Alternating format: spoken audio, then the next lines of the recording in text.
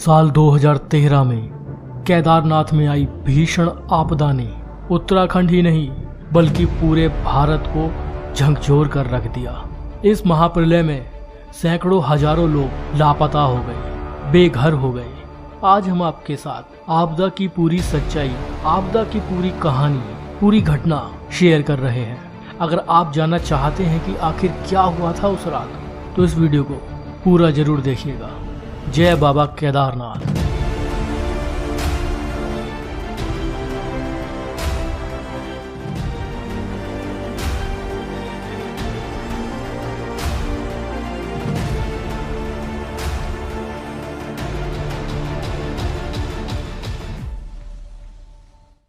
मई 2013 इस साल भी बाबा केदारनाथ धाम के कपाट धूमधाम के साथ खोले गए।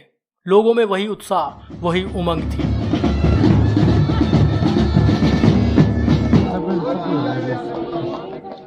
और इसके बाद ठीक 1 महीने तक यात्रा सुचारू रूप से चलती रही, जिस बीच हजारों लाखों लोगों ने बाबा केदारनाथ धाम में दर्शन किए। 15 मई 2013 पिछले 3 दिन से हो रही लगातार बारिश आज भी जारी थी। श्रद्धालु पैदल मार्ग द्वारा घोड़े पालकी से केदारनाथ धाम की ओर जा रहे थे और हजारों श्रद्धालु मंदिर परिसर में मौजूद थे। लेकिन कोई नहीं जानता था कि आने वाले 2 दिनों में उनका सामना एक महाप्रलय से होने वाला है।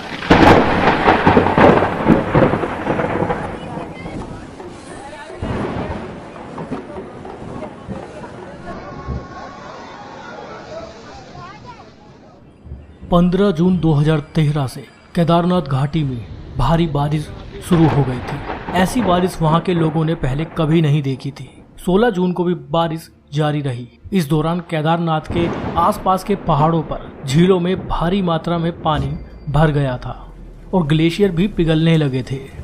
केदारनाथ में तीर्थ यात्रियों, पुजारियों समेत अन्य लोगों की भीड़ भरी हुई थी और वे बारिश रुकने का इंतजार कर रहे थे।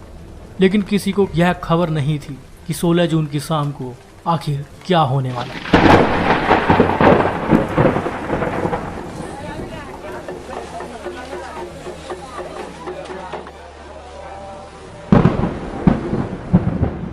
केदारनाथ में शाम ढल चुकी थी और बारिश अभी भी जारी थी। केदारनाथ के आसपास बहने वाली नदियां मंदाकिनी और सरस्वती नदी उफान पर थी। खासकर मंदाकिनी नदी की गर्जना डराने वाली थी। इसका स्रोत केदारनाथ के पास के पहाड़ पर चोराबाड़ी झील थी, जिसमें पानी लबालब भर चुका था। केदारनाथ के आसपास पहाड़ों पर लगातार बादल फट रहे थे। लोग भयभीत होने लगे थे। बारिश रुकने का नाम नहीं ले रही थी। सभी तीर्थयात्री केदारनाथ मंदिर के आसपास बने होटलों और धर्मशालाओं में आराम कर रहे थे। पुजारी समेत अन्य स्थानीय लोग भी इस बात से अनजान थे कि केदारनाथ के लिए वो रात भारी गुजरने वाली है। करीब रात्रि 8:30 बजे केदारनाथ में पहली बार मौत के भयंकर मंजर से लोगों का सामना हुआ। लगातार 2 दिनों से पहाड़ों पर हो रही भारी बारिश और बादल फटने से लैंडस्लाइड शुरू हो गया था।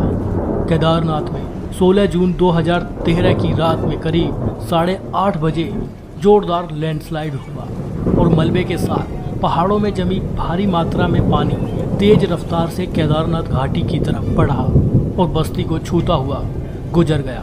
जो बह गए सो बह गए, लेकिन इसमें कई लोग जो बाल बाल बच गए थे, वो जान बचाने के लिए इधर उधर भागने लगे। जहां बाबा केदारनाथ की जय की गूंज थी, वहां रात के सन्नाटे में लोगों की चीख पुकार मच गई। जान बचाने के लिए लोग होटलों और धर्मशालाओं की तरफ भागने लगे। केदारनाथ मंदिर के आसपास बसा शहर चारों तरफ से गर्जना करती नदियों से घिर चुका था। मौत के खौफ से लोग कुछ समझ नहीं पा रहे थे और वे सुबह का इंतजार करने लगे। लेकिन उन्हें क्या पता था कि उन्होंने सैलाब का पहला आघात झेला है। सुबह इससे भी ज्यादा भयानक कुछ होने वाला था। रात भर केदारनाथ बस्ती के आसपास से गर्जना के साथ नदियां बहती रहीं। बारिश लगातार हो रही थी। लोग बचने के रास्ते खोज रहे थे। वे लोग दहशत से भरे हुए थे। लेकिन केदारनाथ में फंसे ये लोग बारिश रुकने के इंतजार में थे। कुछ लोग पहाड़ों पर ऊपर की ओर पलायन करने लगे। रात भर लगातार बारिश होती रही। मंदिर, होटलों, रेस्ट हाउस में जाग रहे लोग यही सोच रहे थे कि अब पता नहीं क्या होने वाला है। अचानक मंदाकिनी की भयानक गर्जना के बीच चोराबाड़ी ताल के एक तरफ का तटबंध जोरदार धमाके के साथ, जोरदार आवाज के साथ टूट गया और कयामत आ गई। कुछ लोग उस वक्त मंदिर के अंदर मौजूद थे, वहीं कुछ लोग होटल, धर्मशालाओं में मौजूद थे और कुछ लोग केदारनाथ मंदिर के आसपास के परिसर में मौजूद थे। जिन लोगों ने उस मंजर को आता देखा वो लोग चीख पुकार करने लगे। ताल का सारा पानी मलबा, पत्थर, बड़ी बड़ी चट्टानों के साथ तेज गति से बहता हुआ केदारनाथ बस्ती की ओर तहस नहस करता हुआ होटलों, घरों, रेस्ट हाउस, दुकानों को मिट्टी में मिलाता निकल गया और पीछे से सैकड़ों मौतों का ऐसा मंजर छोड़ गया जिसको देखने वालों की रूह कांप गई। करीब 40 किलोमीटर प्रति घंटे की रफ्तार से 100 मीटर ऊंची पानी की लहरों में बड़ी बड़ी चट्टानें थीं। इस सैलाब में कई रेस्ट हाउस, होटल बह गए और यह अपने साथ कई लोगों को बहा कर ले गया। केदारनाथ धाम में किस्मत से जिंदा बच गए लोगों के कई रिश्तेदार सैलाब में उनकी आंखों के सामने बह गए।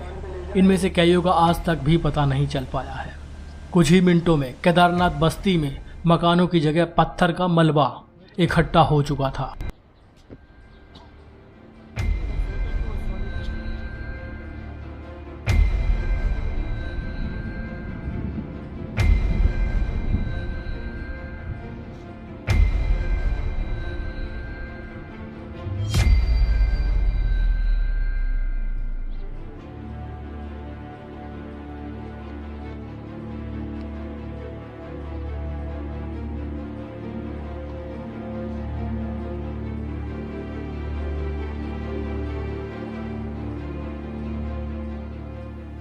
चोराबाड़ी ताल से निकले तबाही के सैलाब के रास्ते में जो भी गांव आया वहां भारी तबाही मची। रामबाड़ा और गौरीकुंड के इलाकों में जान माल का भारी नुकसान हुआ। रामबाड़ा में उस दौरान 5 से 6 हजार लोग मौजूद थे जिनका नामो निशान नहीं रहा। 5 से 10 मिनट में केदारनाथ धाम मिट्टी में मिल गया। आंखों के सामने जिगर के टुकड़े बहते चले गए और सैलाब में ओझल हो गए। एक दूसरे को बचाने के लिए वे हाथ पकड़े हुए थे, लेकिन सैलाब की ताकत उनके रिश्तों की डोर की ताकत से कहीं ज़्यादा थी। चंद मिनटों में सैकड़ों परिवार उजड़ गए। एक एक परिवार के कई कई लोग लापता हो गए, लेकिन बारिश अभी भी नहीं थमी थी। इस तबाही में केदारनाथ मंदिर बच गया, जिसके पीछे एक बहुत बड़ी चट्टान आकर रुक गई और सैलाब किनारे से गुजर गया। केदारनाथ में बचे कुछ जिंदा लोग बारिश रुकने और मौसम साफ होने का इंतजार कर रहे थे। उनके पास खाना पीने के लिए साफ पानी तक नहीं था। 17 जून 2013 की सुबह में आया ये सैलाब और रात दिन हो रही बारिश लोगों को अंदर से तोड़ चुकी थी। बड़े बड़े होटल, बड़ी बड़ी इमारतें, लोगों के घर, मकान, बड़ी बड़ी गाड़ियां ताश के पत्तों की तरह बहने लगी। ये मंजर इतना खतरनाक था जिसे देखकर लोग पूरी तरह से भयभीत हो चुके थे। 18 जून को जब बारिश थमी और मौसम साफ हुआ, केदारनाथ शहर पूरी तरह से बर्बाद हो चुका था। लोग जगह जगह इधर उधर पड़े हुए थे। जगह जगह पत्थर और खंडरों में लोग फंसे हुए थे। जिन लोगों का पता नहीं चल पाया, उनके रिश्तेदार आज भी उनके लौट आने का इंतजार कर रहे हैं। उधर केदारनाथ में आई इस भयंकर त्रासदी से निचले इलाकों में भी भारी तबाही मचने लगी। रुद्रप्रयाग जिले में 40 होटल और 73 बड़ी इमारतें पानी में बह गईं। ताश के पत्तों की तरह बिखरती इमारतें देख लोगों की रूह कांप उठी। ऋषिकेश में गंगा जी मानो लक्ष्मण झूले को छूने को बेताब थी। परमार्थ निकेतन पर मौजूद भगवान शिव की मूर्ति पूरी तरह से पानी में डूब चुकी थी। पानी का जलस्तर ऋषिकेश की सड़कों तक आ पहुंचा था। यह एक भयंकर त्रासदी थी। केदारनाथ में हुई इस भयंकर तबाही की खबर से देश सन्न रह चुका था। और सिर्फ केदारनाथ ही नहीं, जोशीमठ, गोविंद घाट में भी भयंकर तबाही हुई थी। वहां भी जान और माल का भारी नुकसान हुआ। लेकिन इन सब के बीच देहरादून में मौजूद प्रशासनिक अधिकारियों को, सरकार को खबर तक नहीं लग सकी। केदारनाथ धाम की पूरे राज्य से कनेक्टिविटी पूरी तरह से टूट चुकी थी। बिजली, टेलीफोन, सब नेटवर्क ध्वस्त हो चुके थे। इन सब के बाद 18 जून को सेना का एक हेलीकॉप्टर हवाई सर्वे करने के लिए केदारनाथ धाम में उड़ान भरने आया।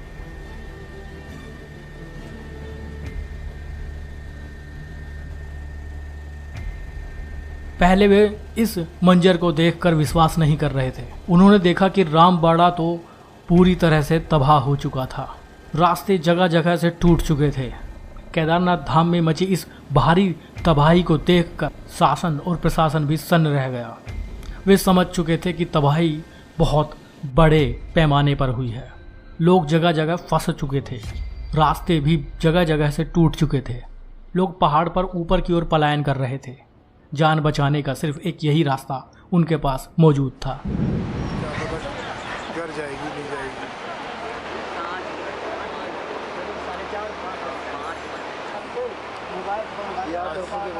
आज थोड़ी सी हिम्मत आज बंदी। ये नज़ारा यार।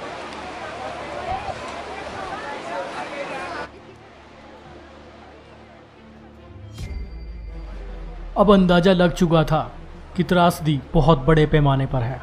लोग जहां तहां पहाड़ों पर भूखे प्यासे 3 दिन से फंसे हुए हैं। वायुसेना ने पहले लोगों तक खाने के पैकेट पहुंचाना शुरू किया। 19 जून 2013 को रेस्क्यू ऑपरेशन शुरू हो सका, जिसमें भारतीय वायुसेना, भारतीय थल सेना, आईटीबीपी के जवानों ने हिस्सा लिया। लोगों की जान बचाना ही प्राथमिकता थी। हेलीकॉप्टर के जरिए लोगों को केदारनाथ धाम से सुरक्षित स्थान गुप्त काशी व अन्य स्थानों पर ले जाना शुरू किया गया।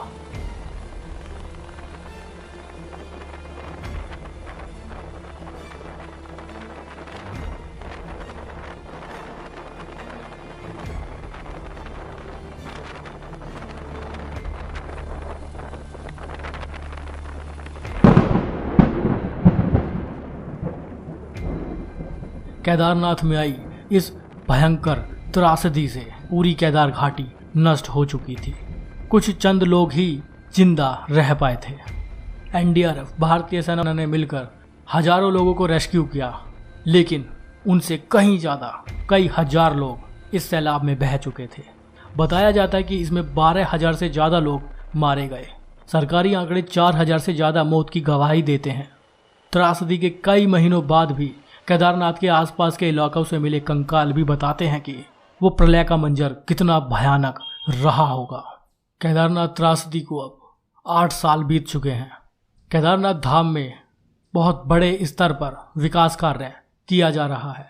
2013 में इस भयंकर आपदा से, इस भयंकर त्रासदी से जान माल का बहुत बड़ा नुकसान हुआ। उसकी भरपाई कर पाना असंभव है, लेकिन अब केदारनाथ धाम को उस सुरक्षित तरीके से तैयार किया जा रहा है कि भविष्य में अगर इस तरह की घटना होती है तो केदारनाथ धाम और वहां मौजूद लोगों को नुकसान न पहुंचे। जय भोलेनाथ, जय बाबा केदारनाथ।